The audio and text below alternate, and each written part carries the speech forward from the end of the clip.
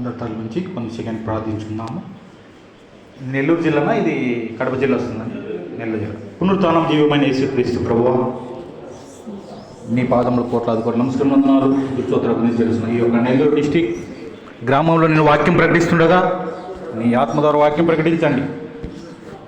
ఇక్కడ వింటున్న వారికి, మైకులో వింటున్న వారికి మా మనసు రక్షణ కలుగజేసి నిజమైన దేవుడు యేసుక్రీస్తు ఒక్కడేనా తెలుసుకొని అందరూ నీ నీతి మార్గంలో సహాయం చేస్తున్నావని, యేసు నామమున అడిగిన వాటి పొంది ఉన్నామని విశ్వసించిన మీ నామ తండ్రి. ఆమేన్ ఆమేన్.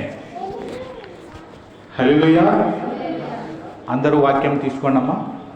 అందరూ చదువు వచ్చిన వాళ్ళు తీసుకొని చదువుకోవాలి. ఎందుకంటే లెక్క చెప్పాలి దేవునికి.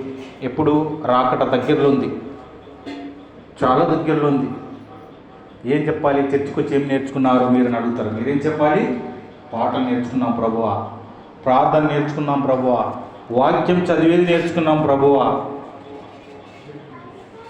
మీరు ఏం నేర్చుకున్నారు? చర్చికి వచ్చిన దేవుడు అడుగుతాడు, సేవకులు కూడా అడుగుతారు. అడిగిన సమాధానం ఏం చెప్పాలి? మీరు ఏం నేర్చుకున్నారు? పలానా. చదువు వచ్చి కూడా నేర్చుకొని సిగ్గుపడకూడదు. క్రైస్తవుడు సిగ్గుపడడు. హల్లెలూయా. మరి ఈ యొక్క నెల్లూరు జిల్లా వెళ్ళమన్నారు. మా అమ్మ మరి ఇక్కడ నంద్యాల, దూరం పోవాలి నాయన, ఇక్కడ దగ్గర 200 కిలోమీటర్ల పైన నేను వచ్చిన. నంద్యాల తెలుసు కదా, కర్నూలు జిల్లా దాటి కడప జిల్లా దాటి మన నెల్లూరు వచ్చాను. హల్లెలూయా. చిన్నపిల్లలారా భయపడకుడి. ఎవరు చిన్నపిల్లలు? మనమే చిన్నపిల్లలు. అంటే దేవుని బిడ్డలు, దేవుని నమ్ముకున్న వాళ్ళకి చిన్నపిల్లలు. హల్లెలూయా. మరి చర్చికి వచ్చినాక ఏం నేర్చుకోవాలి తెలుసుకోవాలి. వాక్యంలోకి వెళ్దాం.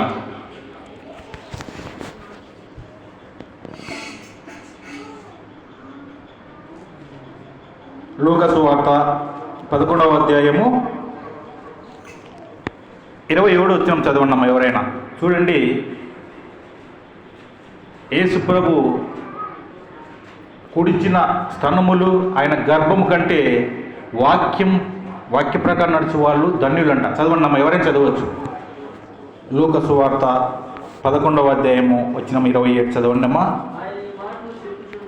ఆయన ఈ మాటలు చెప్పుచుండగా ఆ సమూహంలో ఉన్న ఒక స్త్రీ ఆయనను చూచి, నిన్ను మోసిన గర్భమును నీవు కూర్చిన స్తనములను ధన్యములైనవని కేకలు వేసి చెప్పాలని. హల్లెలూయా. ఆయన జన సమూహం దగ్గర ఉన్నాడు. అప్పుడు ఒక స్త్రీ వచ్చింది. మరియు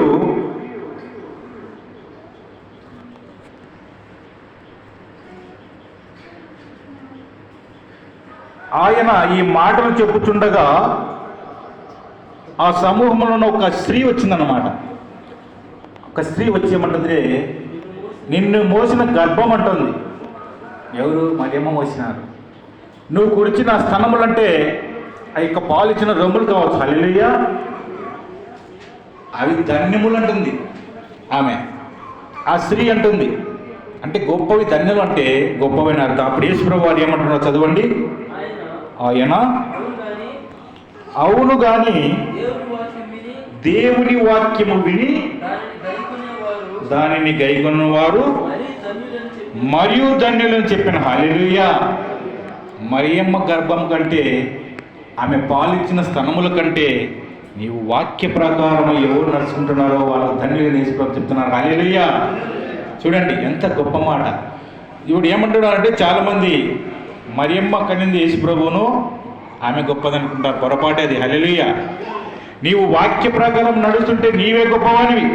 ఇక్కడ ఆయన ఈ మాటలు చెప్పుచున్నాడు. సమూహంలో ఒక స్త్రీ వచ్చి ఈ మాటలు చెప్పంటే, అయ్యా నిన్ను మోసిన, నువ్వు ధరించిన గర్భము గొప్పది, నువ్వు గురిచిన అంటే పాలు తాగిన ఆ స్తనములు గొప్పవి అని అంటుంటే, కాదు కానీ ఈ వాక్య ప్రకారం ఎవరు నడుస్తున్నారో